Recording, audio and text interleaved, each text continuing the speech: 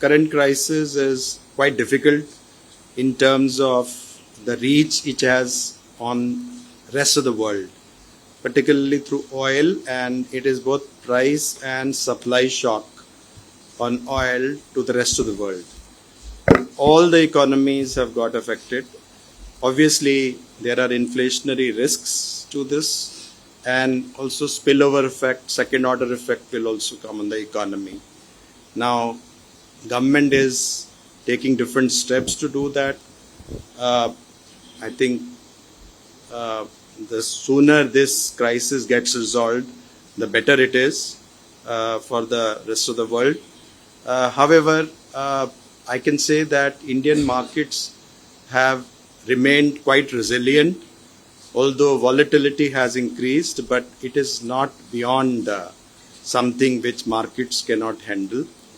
So markets, the advantage of the markets is, the resilient market is that they are able to absorb different types of shocks, and when these shocks they get over, and the markets then again resume.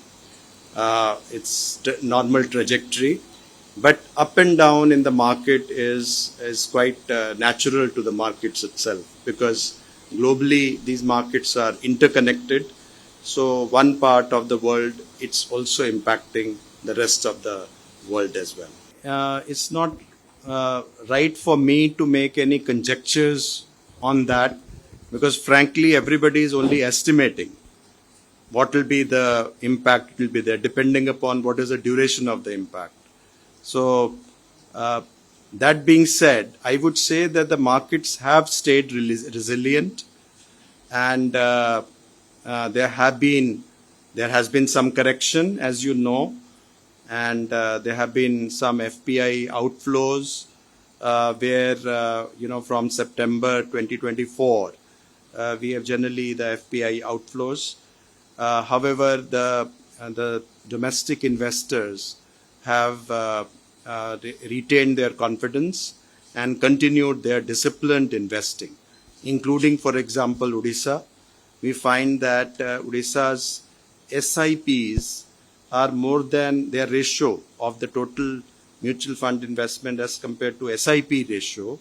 Odisha is even higher than the national average, which means that people in a disciplined way are continuing with that and making advantage of the value investing in the times of corrections.